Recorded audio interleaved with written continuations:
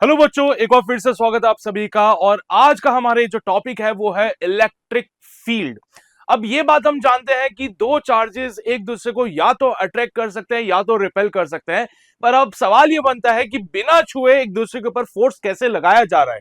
तो इसका एक सिंपल सा जवाब था, कहा गया कि जो भी चार्ज होता है वो अपने चारों तरफ एक ऐसी फील्ड क्रिएट कर देता है जैसे कि उसमें कोई भी चार्ज आ जाए तो उसके ऊपर अब वो फोर्स लगा सकता था। ये बिल्कुल वैसा है जैसे कोई डॉन अपना एक इलाका डिसाइड कर देता है कि भाई अपना पूरा इलाका हो गया है, अभी यहां कोई आएगा तो अपने टेरिटरी में आ रहा भी है ना। चलिए, तो चार्ज भी ऐसा ही कुछ कर रहा है। चार्ज भी कह रहा है कि ये पूरा इलाका मेरा है और इस इलाके में अगर तुम इस इलाके में आते हो तो मेरा फोर्स तुम्हें एक्सपीरियंस करना पड़ेगा। अब ये फोर्स हो सकता है अट्रैक्टिव हो या हो सकता है रिपल्सिव हो, ये तो डिपेंड करेगा नेचर ऑफ चार्ज पे। ये पॉजिटिव है तो ये रिपेल कर देगा।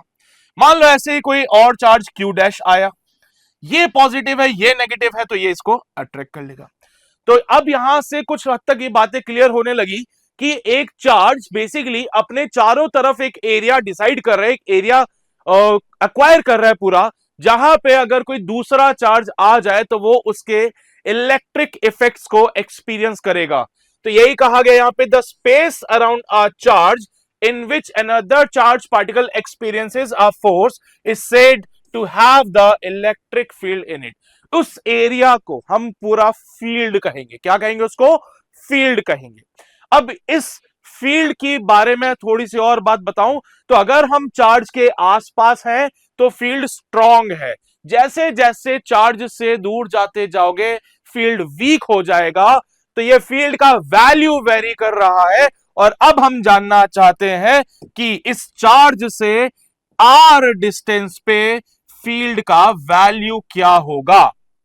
हम जानना चाहते हैं इस चार्ज से आर डिस्टेंस पे फील्ड का वैल्यू क्या होगा, यानी कि अब हमारा मेन मोटिव है to find the electric field intensity.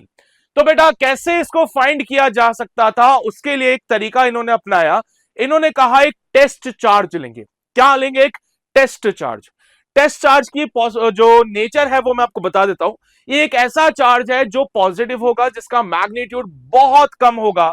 और ये कम मैग्नीट्यूड इसलिए रखा जाता है ताकि वो अपना खुद का कोई फील्ड क्रिएट ना कर ले। ठीक है, तो कैसा होगा टेस्ट चार्ज? पॉजिटिव होगा और बहुत ही ज्यादा छोटे मैग्नीट्यूड का होगा।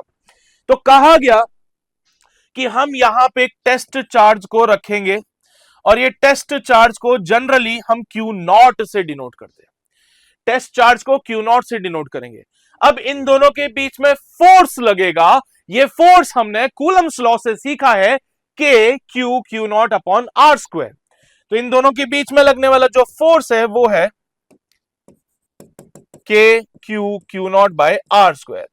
और अब डेफिनेशन जो डिफाइन की गई for the electric field intensity, it is defined as the force on the test charge per unit charge. ठीक है, तो डेफिनेशन भी यही डिफाइन की गई कि the electric field intensity at a point is defined as the force experienced by a unit positive charge placed at that point।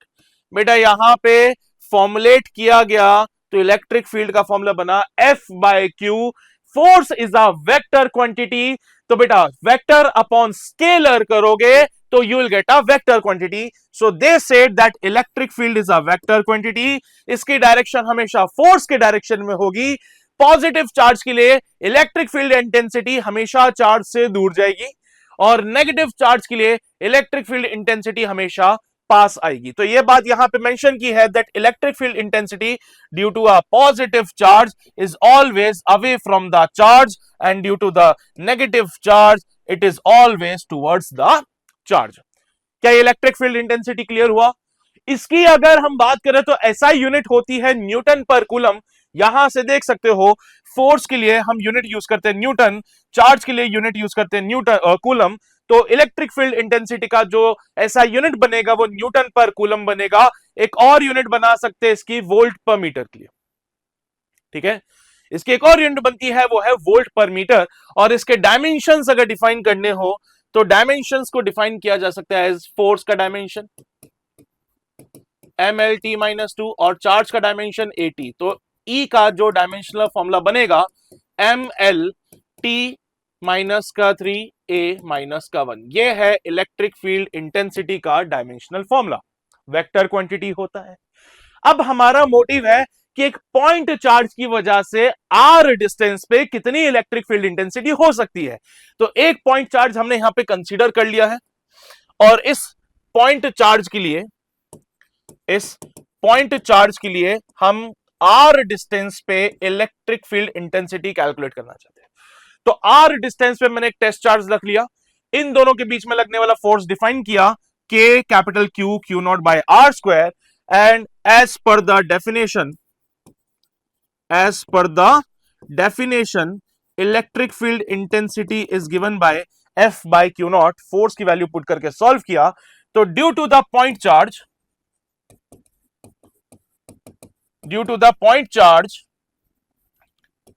Q the electric field is given by KQ by R square। Positive charge होगा तो electric field भी away from the charge, negative होगा तो towards the charge. Basic सी बातें हैं, clear रहेगी बातें। तो किसी एक चार्ज की वजह से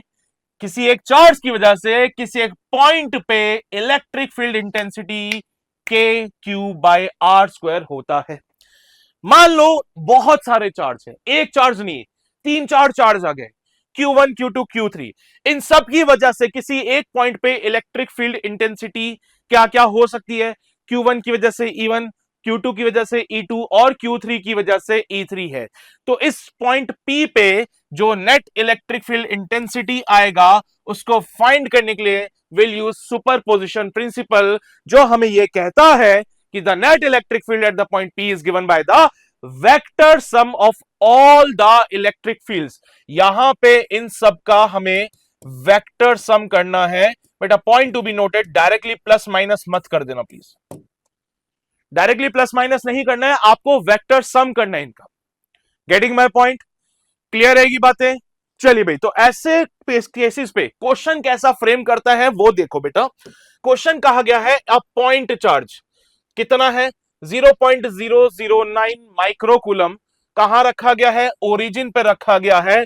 कैलकुलेट कीजिए intensity of electric field due to this point charge at the point √2, √7, 0। Charge है, ओरिजिन पे रखा है, उस पॉइंट पे इलेक्ट्रिक फील्ड फाइंड करना है। डायग्राम में एक थोड़ा से आइडिया के लिए बना लेता हूं। It will be like this, the charge is placed over here, the point is this one.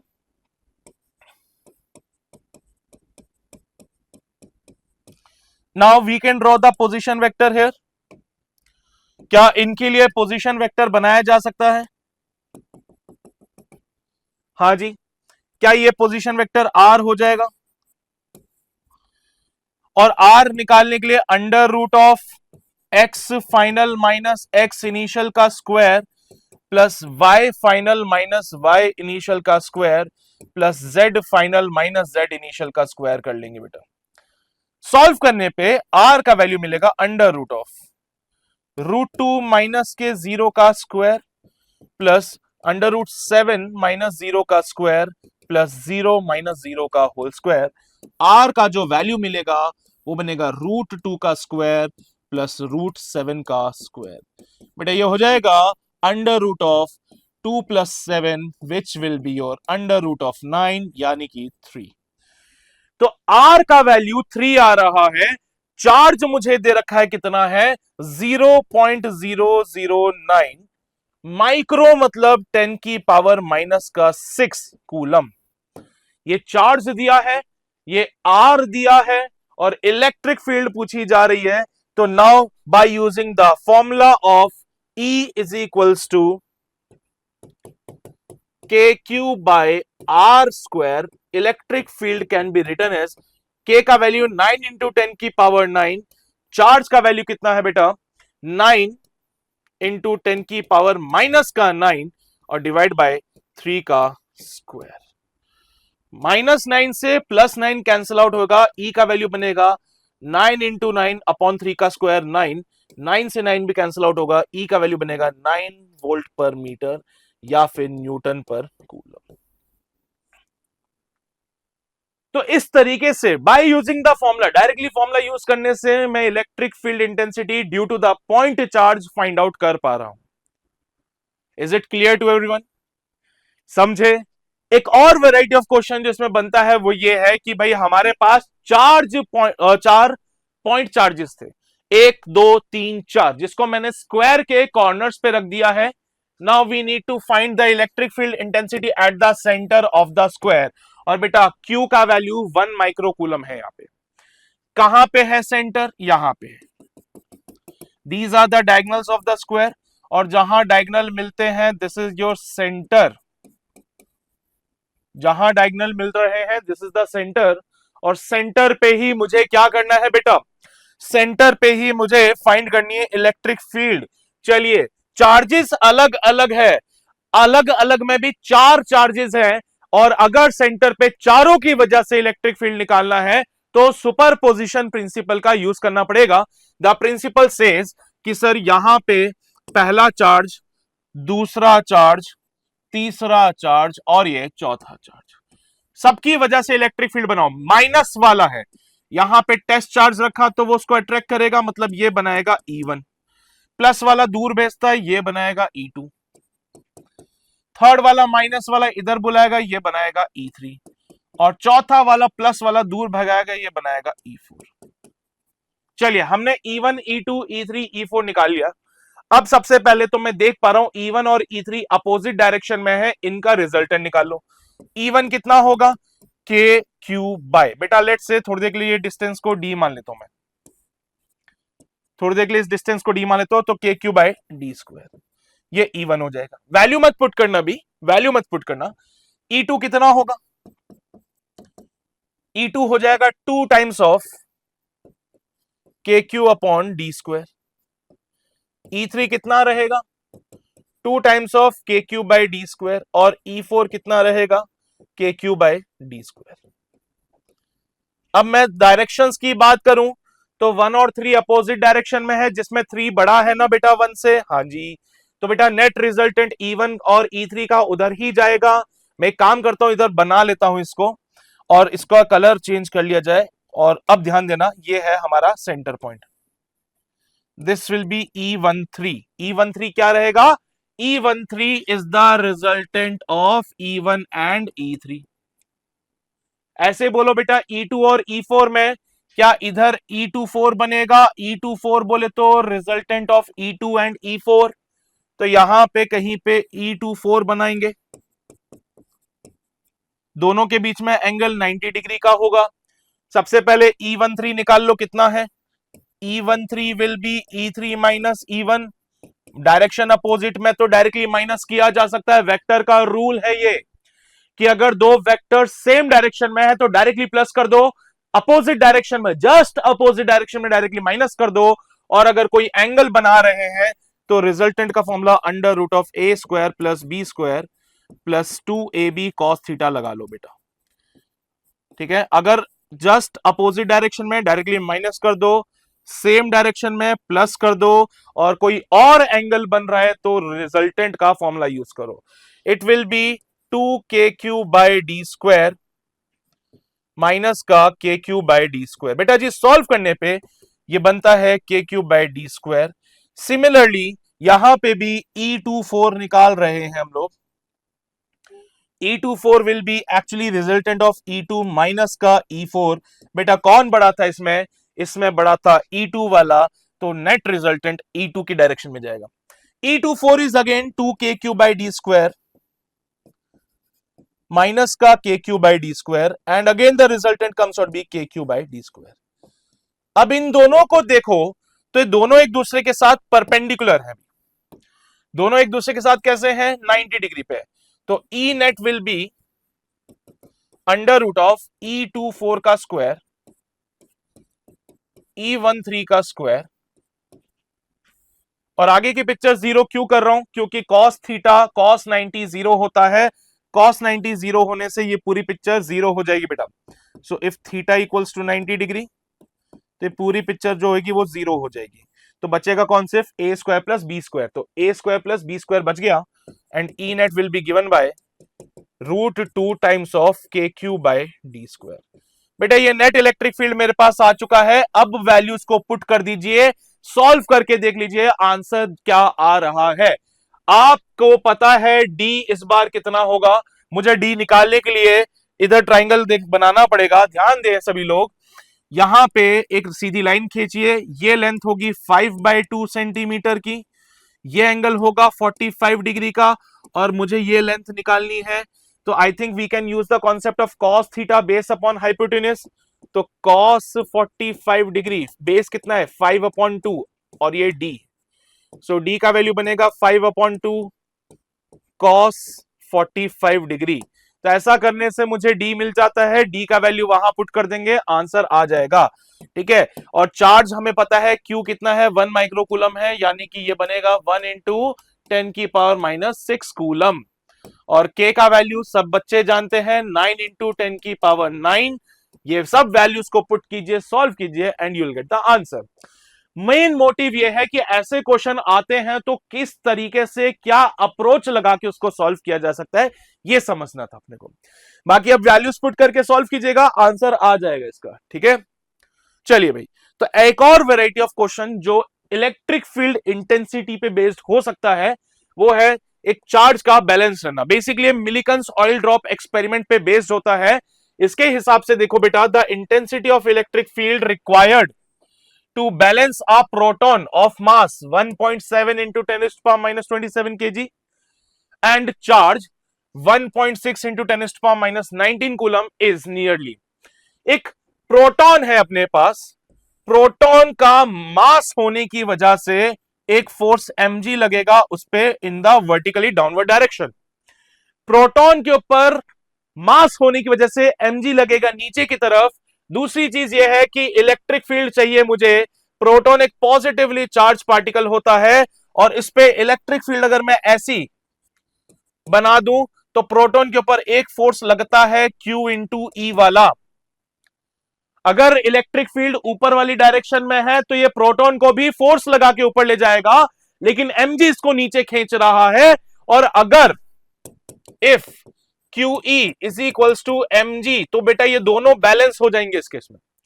If QE is equals to mg, तो ये दोनों आपस में बैलेंस हो जाएंगे, और ये प्रोटॉन जो है वो बैलेंस रहेगा, ना तो वो ऊपर जाएगा ना ही वो नीचे गिरेगा। मिलिकन ऑयल ड्रॉप एक्सपेरिमेंट इसी पे बेस्ड है बेसिकली। तो QE बराबर mg, बेटा चार्ज जो है दे रखा है 1.6 × 10⁻⁻19, E का वैल्यू निकालना है, मास भी दे रखा है 1.7 × 10⁻⁻27 kg, और g का वैल्यू बेटा चाहो तो तुम 10 ले लो, चाहो तो 9.8 ले लो, अकॉर्डिंगली आंसर आएगा। मैं मक्कारी कर सकते थोड़ी सी, 1.6 से 1.7 को काट सकते हैं, e का वैल्यू 10⁻⁻26 हो जाएगा, और अपॉन में -19 आ जाएगा। तो e का वैल्यू जो होगा अप्रोक्सीमेटली -26 प्लस का 19, कितना हो जाएगा लगभग -7,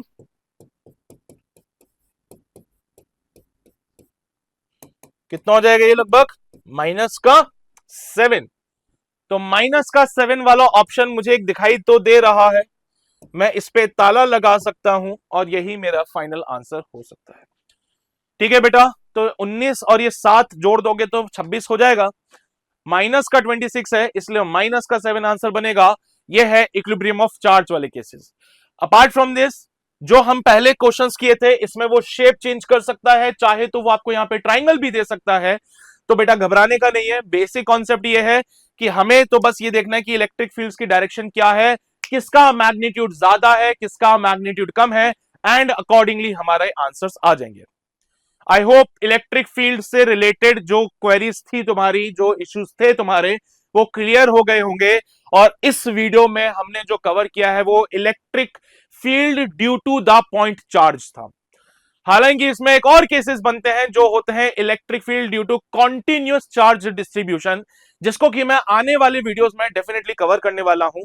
सो स्टे ट्यून्ड एंड अपने सभी दोस्तों में इस सेशन को जरूर शेयर कीजिए। Thank you very much.